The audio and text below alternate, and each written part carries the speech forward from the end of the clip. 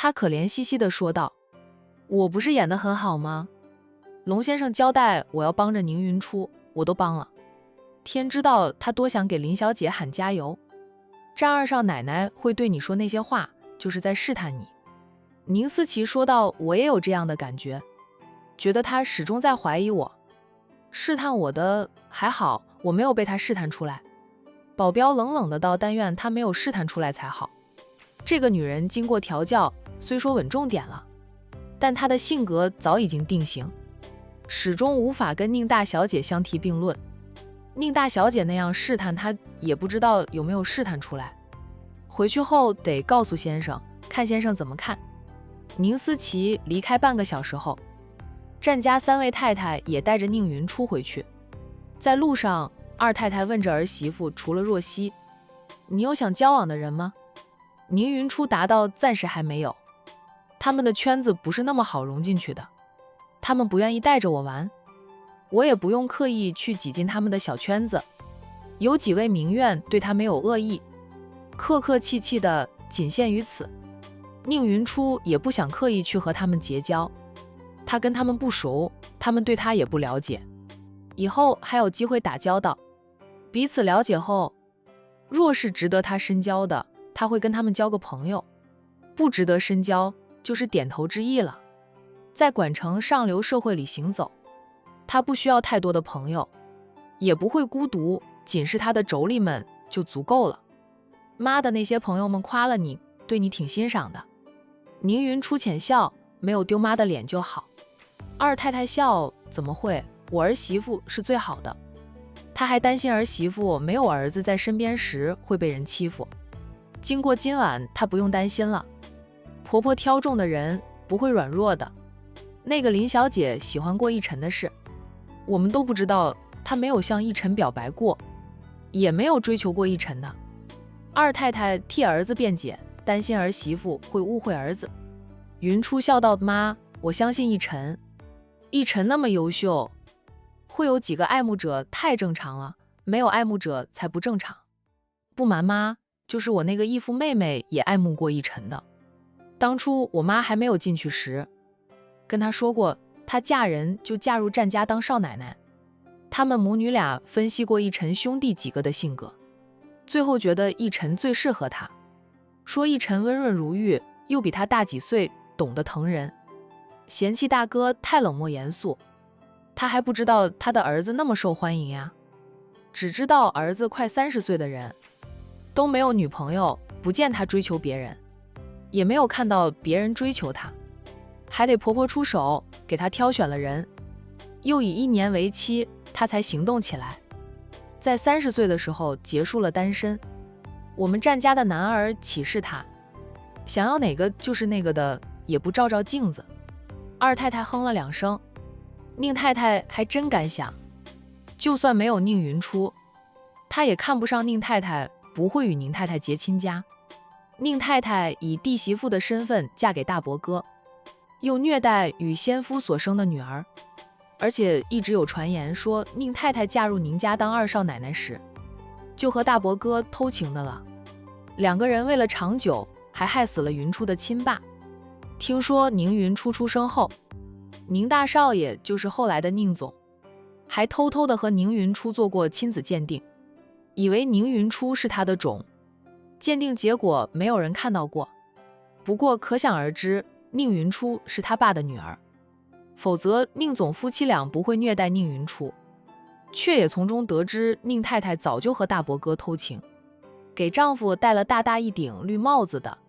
现在想想，二太太庆幸宁总夫妻俩对云初不疼不爱，不管不教的。宁云初在她小姑姑和以前最疼她的保姆教导下，三观正多了。要是宁总夫妻俩对宁云初很好，宁云初在他们的教导下，都不知道会被养成什么样子呢。他们虐待云初，反而让云初养成了坚强的性格，三观也很正。那对夫妻俩看到如今的宁云初，怕是悔得肠子都青了吧。也不怪他们的，是妈会养孩子，把每个孩子都养得很好，培养成才，个个人中龙凤。谁不喜欢优秀的人？家里有女儿的，谁不想为自己的女儿挑个好婆家？挑女婿也会挑女婿的妈。婚姻本来就不是2个人的事，而是2个家庭的事。婚后，夫妻俩都要融入双方的家庭，要适应他们的生活习惯，不要想着去改变谁，往往改变的是自己。二太太眉眼都是笑，被儿媳妇的一顿夸，乐得笑容怎么都收不起来。她是越来越喜欢这个儿媳妇，在黑暗里生活了10年，没有打倒云初，反而让她洞悉人心，把人性看得通透。战家的少奶奶就需要有这样的眼力儿。林家，林先生刚给自己调好了一杯酒，从挨着厨房的小吧台出来，就听到了汽车的声响。他端着那杯酒走向屋门口，很快便看到妻子和女儿下车。妻子好像在生气似的，下车后也不等女儿，径直就往主屋走来。女儿小心地跟在妻子后面走着。发生了什么事？林先生没有陪着妻女去文家参加宴会，他是刚从公司里回来。宴会结束了吗？你们俩这么快就回来了？怎么一脸黑的？出什么事了？林先生等妻子进前了，关心地问道。林太太冷冷地道：“你问你的好女儿。”她直接进了屋。林先生看向后面的女儿，见女儿的晚礼服都弄脏了，还有酒味，猜到弄脏女儿礼服的是酒水。他关心地问司仪：“怎么回事？你的晚礼服怎么被溅了那么多的酒水？还是被人泼的？”林先生想到自己的女儿还算乖巧，按理不会得罪人，被人泼一身酒水的，是谁欺负我女儿了？林思怡面对着父亲的关心，无地自容。她低下头，不敢看父亲的眼睛，小声的道：“爸，对不起，我闯祸了，别人才会泼我一身酒水的。”他转身就快步回到屋里，见妻子已经坐在沙发上，他走过去挨着妻子而坐，温声问道：“思怡闯什么祸了？”林太太压下怒火，答道：“战家的二少奶奶今晚跟着二太太去了文家，若曦跟思怡有几分交情，就给思怡介绍战二少奶奶认识。结果思怡对战二少爷还抱着幻想，针对人家战二少奶奶，出言不逊，出口伤人，被战二少奶奶泼了一脸的酒水。林先生，思怡怎么能出口伤人？平时我们对她的教导，她都当成了耳边风吗？你有没有替思怡向战二少奶奶道歉？明天咱们再备上厚礼登门赔礼道歉。”林先生没有问妻子女儿到底说了什么伤人的话，但知道能让妻子生气，绝对是女儿错的离谱。夫妻俩自认很用心地教导儿女，女儿却出口伤人，妻子就是生气又自责，觉得自己没有教育好女儿。我向二少奶奶道了歉，思怡也道了歉，战二少奶奶暂时不追究，那是战二少奶奶大度，她不追究思怡了，我们却不能就这样不管了。老林，我心里难受得很。林太太看着丈夫，对丈夫说道：“我自认很用心地教导我们的儿女，也以为我们的儿女都被教得很好的，结果还是我们做父母的没有教好女儿呀。同样是爱慕战家的少爷，你看人家商小姐在知道战少已婚后，立即断情丝，不再纠缠战少，也不曾针对过海童，知道是表姐妹后，两人好得像亲姐妹似的。我们的女儿爱慕战一晨，明知道战一晨已婚，还抱着幻想，在看到战二少奶奶时，对人家的嫉妒压都压不住，还出口伤人，用言语侮辱战二少奶奶。商太太教的女儿乐观大方，就算被人抹黑，败坏了她的名声，她依旧潇潇洒洒的。商小姐比很多人都要真实，不矫情，不造作，不像有些人那般虚伪，面前一套，背后一套。我们教的女儿，还是我们不会教孩子呀。林太太是真的被女儿气到，不是因为女儿得罪人，而是觉得自己教女无方，觉得是夫妻俩的责任。因为没有教出好女儿。林先生安慰着太太。站在屋门口的林思怡听着父母的话，她的脸色一阵红一阵白，无地自容，恨不得寻个地洞钻进去。良久，她慢慢地走进去，走到父母面前，愧疚地向父母道歉：妈，对不起，是我对不起爸妈的教导。林太太看着女儿，想打想骂的，最终却只是叹了一声，说到这几天你在家里好好反省反省，反省过后就去那些偏远的山区散散心，去帮助需要你帮助的人。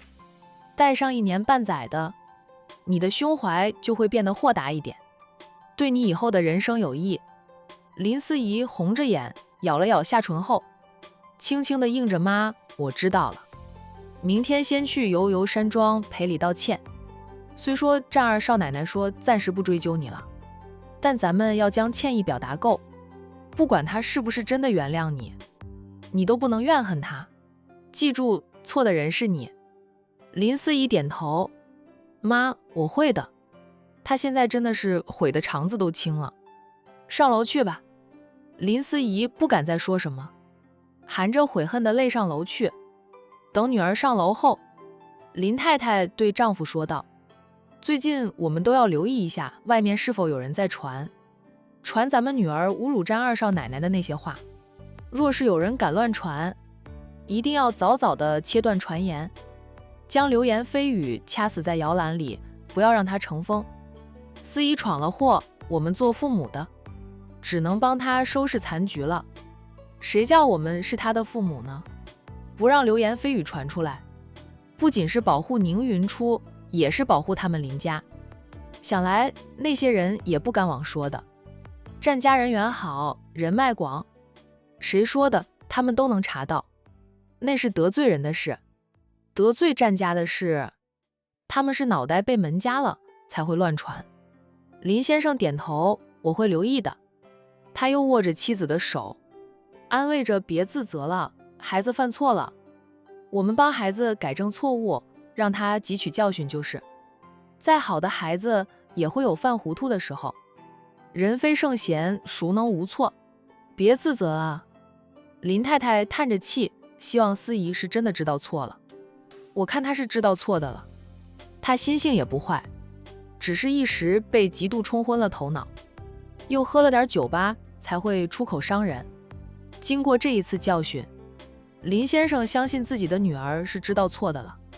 妻子又要求女儿在反省过后，去那些偏远的山区走走，看看帮助需要她帮助的人，在那些地方生活过，能带给女儿很大震撼的。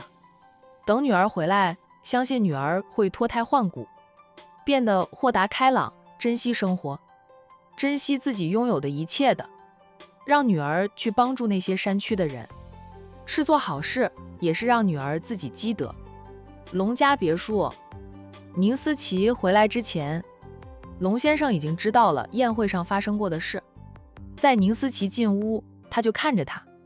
宁思琪以为龙先生已经离开他，每次过来都是发泄过后，很快就会离开的，然后又要一段时间才会过来。出门前，龙先生似是也要离开，他以为回来这个老男人早就走了，没想到他还在。被他这样看着，宁思琪很紧张，心里直打鼓。想到今晚的表现，他自认没有犯错，害怕知情稍减。龙先生，宁思琪走到他的身边坐下，坐下后就亲热地搂抱住他的一边手臂，身子贴靠在他身上。龙先生，你不要用那般凌厉的眼神看我吗？我会很害怕的，还会做噩梦。我今晚表现得很好的，没有露出破绽。宁云初被人欺负时，我也帮他说话了。龙先生抽着烟不说话，时不时就朝宁思琪喷着烟雾，呛得他直咳。有时候宁思琪都想一刀捅死这个男人，可惜他没有那个本事，有那样的想法，没有那么大的狗胆付之行动。宴会上发生的事我都知道了。龙先生淡淡地道，你的整体表现勉强合格，不过依旧无法打消宁云初对你的怀疑。宁思琪撇撇嘴，说道：“我和她做了20几年的姐妹，她对我熟的不能再熟。”见龙先生神色还是不太对的样子，宁思琪又自责的道：“怪我，还没有学会变声，就让他听到了我的声音，他不怀疑才怪呢。他试探我，我都忍着没有发飙。”宁云初对他说的话肯定是在试探他，你的自控能力还是不行。龙先生低冷的道：“如果他们不叫你回来，你当时就露出破绽了。”宁思琪张嘴想替自己辩解一下，对上龙先生那冷冷的盯视，他又说不出话来。当时看到宁云初被林思怡言语侮辱的时候，他是觉得豪爽的，还有宁云初对他说的那些话，也的确让他愤怒不已，差点没有忍住就要动手了。那个死瞎子总是能轻易就让他生气。半晌，宁思琪轻声说道：“龙先生，对不起，是我做的还不够好。”龙先生看了他片刻，声音和缓了些，说道：“也怪不了你，你还年轻，性格早已定型。俗话说江山易改，本性难移。短短一段时间，你能做到现在这般，已经很不错了。”宁思琪在心里腹诽着，就是吗？怎么能对他要求那么高？他被父母宠惯了，向来都是随心所欲的，也就是进去了一段时间，他才尝到了人情冷暖，也知道自己的性格不讨喜，还容易惹祸上身。刚出来时，他还能控制一下自己的脾气，时间长了，他又恢复了原样。用龙先生的话说，他是江山易改，本性难移。你手机有没有响过？龙先生忽然问道。宁思琪连忙拿出手机看了看后，答道：“没有未接来电，在文家宴会上，我手机也没有响过。”龙先生深思片刻后，提醒他防着你那个姐姐，当你面打你原来的那个手机号码，我已经调成了静音，不管是谁打我那个手机号码，我都听不见的。总之你防着点，你姐姐被你们欺负成那般，都还能悄悄地安排姓莫的进宁氏企业，帮他夺权，是个隐忍能力极强又冷静的人。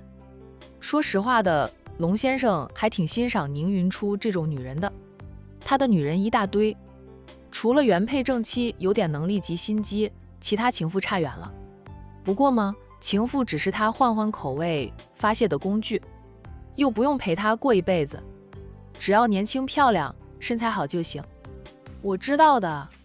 提到宁云初的隐忍，宁思琪就恨恨地道：“那个死瞎子，要不是他，我爸妈都不会有事，他也不会沦落为龙先生的情妇玩物。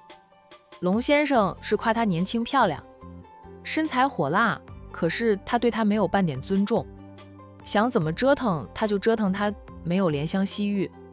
他是年轻，没有太多感情的经验，却听人说过，一个男人真的爱你，会很心疼你，不会以虐待般的折腾来对待你。上楼去洗个澡吧。”龙先生淡淡的说道。宁思琪哦了一声，小心的上楼去。这种日子什么时候才到头呀？宁思琪回到房里，洗了个热水澡，换上了睡衣，从浴室里出来，就看到了龙先生赤着上身，在他的床上半躺着，明显是等着他。他的折腾又要开始了。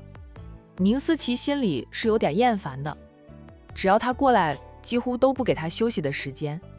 这个大叔体力也好，一把年纪了，能折腾的他隔天都差点起不来。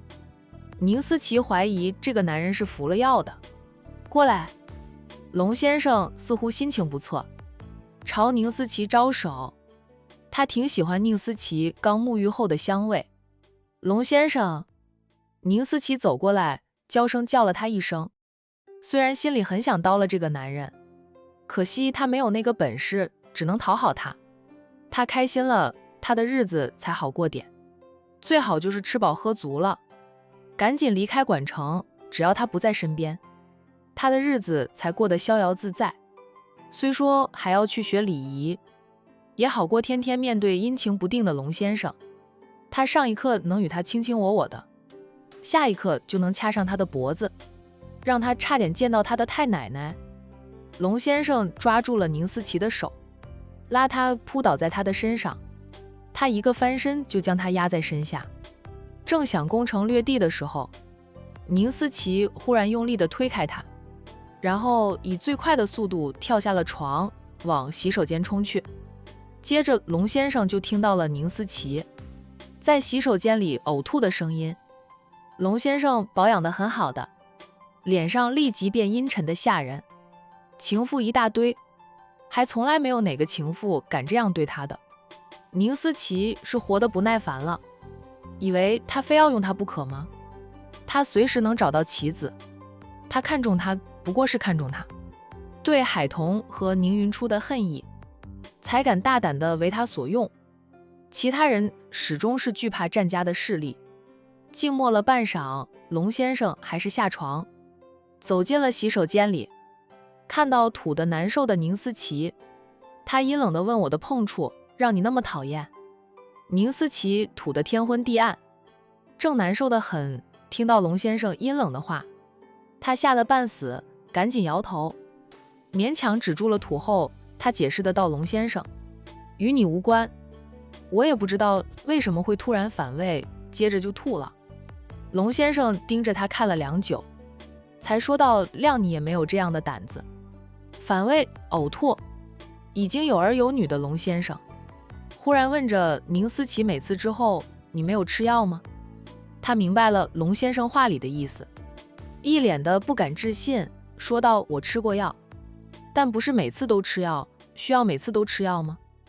他以为吃2次药就可以了。龙先生缓和了脸色，淡淡的道：明天我让人过来帮你把脉，检查检查。龙先生，如果我真的怀孕了，这孩子是你的，怎么办？大掉。龙先生无情的道：吃过了药还是怀上了，这孩子与咱们有缘呀。宁思琪说了句，龙先生还是冷冷的道：那些药副作用很大，很容易导致胎儿畸形，若是真怀孕了，趁月份小立即打掉孩子，将对你身体的伤害降到最低。宁思琪，哦，打掉就打掉吧，万一真生个畸形的孩子出来，岂不是被人笑死啊？宁思琪想到的是，若自己生个畸形的孩子，会让自己成为别人的笑话，以后每次要吃药。龙先生提醒他，或者我安排你去医院做结扎手术，那样就不用老是吃药，凡药3分毒，吃多了副作用大。宁思琪，我吃药，不做结扎手术。他再年轻再傻，也知道做了结扎手术，他这辈子就没有当妈妈的机会了。他怎么不去做结扎手术？但凡他联系他几分，做好避孕措施，他也不会吃了药都还怀孕，需要去流产。龙先生说道：随便你，反正伤的不是他的身体，他无所谓，他也不会让宁思琪生下他的孩子。他与发妻所生的孩子都长大了，不愁没有接班人。龙先生对自己的原配是没有多少感情了，不过他对自己的孩子还是很好的，每个孩子都用心栽培。私生子女吗？也有几个，是有2个他特别喜欢的情妇所生。那2个女人很听话，也没有什么心机及野心，他就让他们生下了他的儿女，给他们买了房买了车，每个月给点生活费，只要是他想要的，他的老婆就算再生气也没有办法。不是他想要的，那些女人为了上位偷偷怀孕的，他就会任由老婆出面处理。宁思琪年轻漂亮，让他很满意，但宁思琪的智商他瞧不起，跟他原配相比差太远，所以他不会让宁思琪生下他的孩子。你早点休息，明天我就安排医生过来帮你检查检查，看看是不是真的怀孕了。真的怀上了，让医生给你开点药吃了，就能流掉现在月份钱，对你伤害不算太大。流产后好好的补补身体就行，你还年轻，休息个10天半月就没事了。龙先生本来想和宁思琪好好的恩爱一番的，现在宁思琪有可能怀孕了，他就没有了兴趣。就算他不会让宁思琪生下他的孩子，在她怀孕时他也不会碰她，免得她当场流产，那样就太会气了。龙先生很快就走了。宁思琪坐到床上，摸着自己的小腹，她是真的怀孕了吗？宁云初和战逸晨在一起那么长时间了，也没有听说那瞎子怀孕，说不定那瞎子不能生养呢。而且那瞎子现在还在吃药，凡药3分毒，瞎子估计也不敢怀孕吧。药吃多了，瞎子的身体不适合怀孕，那就爽了，一辈子都不能生育，不能当妈妈。战逸晨再爱宁云初，当他不能生育的时候，战逸晨肯定会和宁云初离婚的。这样想着，宁思琪颇有点得意，觉得自己是个正常健康的女人，不像那瞎子浑身毛病。很快宁思琪就没有了得意之色，她能怀孕又如何？孩子要不得，她吃过避孕药，对孩子有影响的，万一生个畸形怎么办？龙先生也不想让她生他的孩子吧。宁思琪小声嘀咕着，以为我很想怀你的孩子吗？我更不想为你生孩子。以后她一定要做好避孕措施，不能再像这一次一样大意，怀上了又不能需要流产，不知道流产会不会很难受。宁思琪想起了她刚上大学的时候，有同学流过产，她看到过那同学流产回来后，整个人虚弱得很，脸色难看至极，休息了1个星期才好一点，想来是很痛苦很难受的。死瞎子，都是你害的，不是你我也不会沦落至此。宁思琪只要过得不好，就将一切的过错推到宁云初身上，对宁云初怨恨增加，还不忘把海童也拉出来骂上几千遍。那边的宁云初猛地打了几个喷嚏，刚从浴室里出来的战逸晨听到老婆打了几个喷嚏，连忙走过去关心地问是不是着凉了，看看你洗完澡出来也不穿上外套，房里又不开暖气，天气冷要开暖气。战逸晨说着就要开暖气，宁云初说到有多冷吗？需要开暖气？门窗你又关得牢牢的，不算冷。我不冷，身上盖着被子，我也穿着保暖衣，不是着凉了。估计是宁思琪在背后骂我吧。在文家参加宴会时，穿着晚礼服，他都不觉得冷啊。不过文家开着暖气，很暖和。都这么晚了，他做梦都骂你不成？战逸晨还是拿来他的外套披到他的肩膀上，他跟着坐上床，然后挨着他，再伸手揽住他的肩膀，用他的体温来温暖他。在山庄里还是冷一点的，暖气他没有再开了，开了暖气室内不冷了。他就不喜欢他拥着他入眠，说睡得不舒服，跟大哥学的，想拥妻入眠就不能开暖气。管城的冬天又不算冷，不刮风不下雨的话，在室内感觉还好，主要是10几度的温度，是真的不需要开暖气。妈说在宴会上出了点状况，你已经处理好，妈还夸你处理得不错。宁云初回来后就先洗澡换衣服，还没有和丈夫说起宴会上的事。是战二太太一回来，就将儿子拉到一旁去，小声地对儿子说道，在文家的宴会上，云初遇到了他的情敌，你等会儿向云初好好的解释解释，别被他误会了。听了母亲的话，他当时吓了一跳，云初哪有什么情敌，他又没有在外面拈花惹草的，以前没有，现在没有，以后也不会有。他这辈子只爱云初一人，外面有再多优秀的女孩子，他都看不上。妈，是谁？他问母亲，想知道是哪个害他，居然说是云初的情敌。母亲又没有告诉他，让他回房里问问云初。战逸晨当时着急得很，但是母亲不肯说，他也无法撬开母亲的嘴。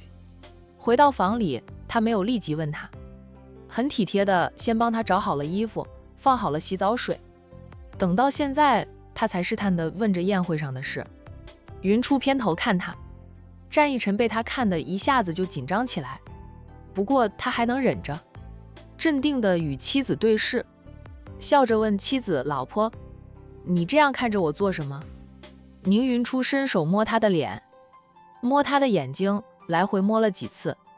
他忽然笑道：“我是现在才觉得我的老公特别好看，怪不得那么多女孩子爱慕你，暗恋你。”战逸晨，老婆，我没有拈花惹草的。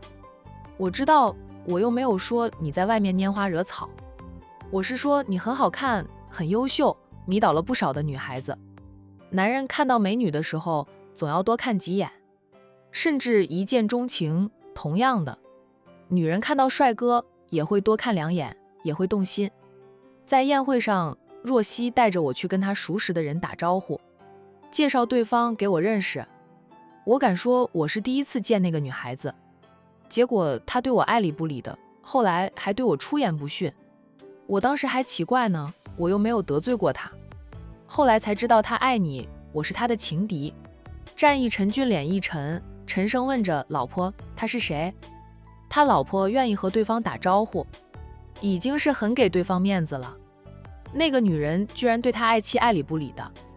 云初轻捏一下他的俊脸，说他别听到一点不好听的话，就阴沉着一张脸。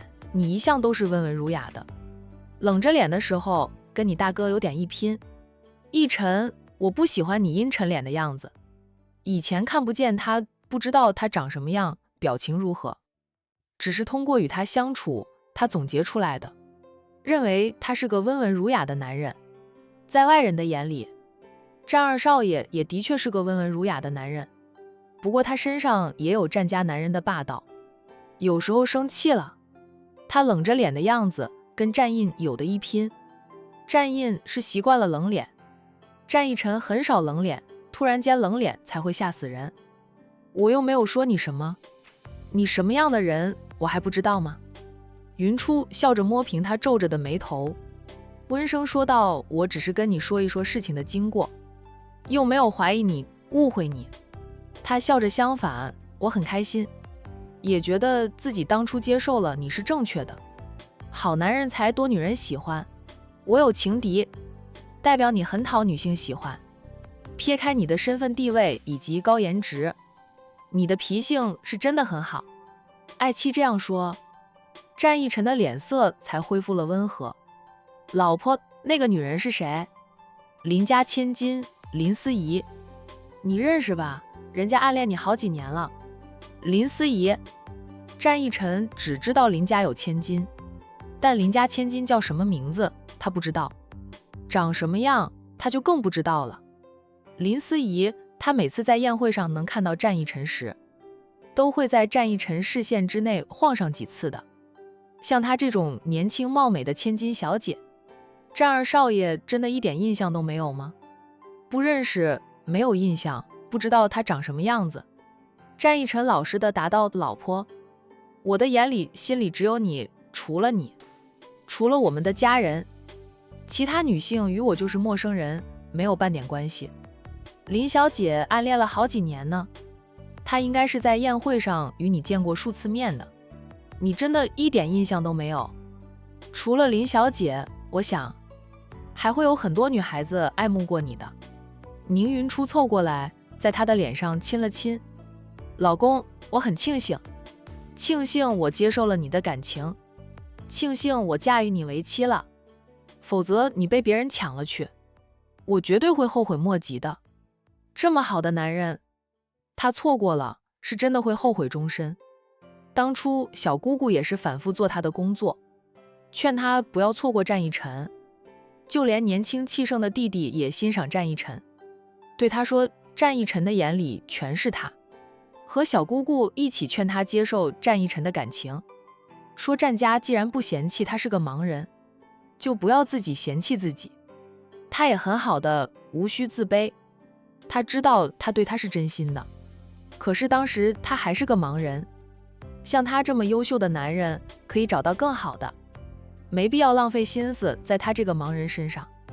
直到知道他为了求得程医生帮他医治眼睛，跑了数次的风尘山庄，为此还遭到了君家四少的吐槽、抱怨，觉得他打扰到了程医生坐月子。战义臣低笑的道：“没有人能将我抢走的，我属于你，你也属于我，你是奶奶给我挑的。说实话，当初我说过奶奶偏心，给我挑的妻子人选是个盲人。我这个人还是有点自恋的，觉得自己很优秀，不输于大哥。奶奶利用孝道要求大哥娶了大嫂，虽说大嫂的出身不怎么样，但是大嫂好歹是个正常人，就是老三的那个也不错。奶奶说你身上有很多惊喜，让我一点点的挖掘。”战义臣又在爱妻的脸上亲了亲，温声说道：“老婆，我刚接近你的时候，的确是想看看奶奶给我挑的人到底有多惊喜，没想到还真的带给我惊喜。你看不见在熟悉的环境里行动自如，我就想奶奶给我的挑的不会差，就开始行动了。先让你给我送花，想让你熟悉有我的地方环境，那样你就能行动自如。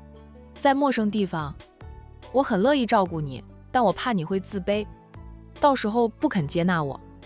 总要让你时刻充满自信才行。当时的你肯定是觉得我这个人不好，老是刁难你吧。”云初笑，他当时还真的是那样想的，因为他压根儿就想不到战义臣竟然会喜欢他，更想不到他会真的追求他，并不是图个新鲜。哪怕知道他是他奶奶给他挑中的人选，他都不相信他是真的喜欢他，总担心他是图个新鲜，新鲜过后就不会再喜欢他的，也担心他是为了完成奶奶交给他的任务，对他并非是真爱，是他用实际行动证明了他对他的是真爱。老公，很晚了，咱们睡吧。宁云初又在他的脸上亲了一口，眉眼温柔，带着点笑。明天不用上班，咱们可以好好的睡一天。战义臣拥着他，低笑的道：“既然明天可以好好的睡一天，那今晚咱们通宵好不好？”通宵？你有那么好的体力吗？一个翻身就把老婆压在身下。战义臣笑着在妻子耳边说道：“老婆，你不知道一个男人最怕被女人质疑行不行的吗？每当被质疑了，总要用实际行动来证明一下自己的实力。”云初双手圈搂住他的脖子，含情脉脉地与他对视。战义臣受不了他的含情脉脉注视，猴急地堵住了他的嘴。一夜再无话。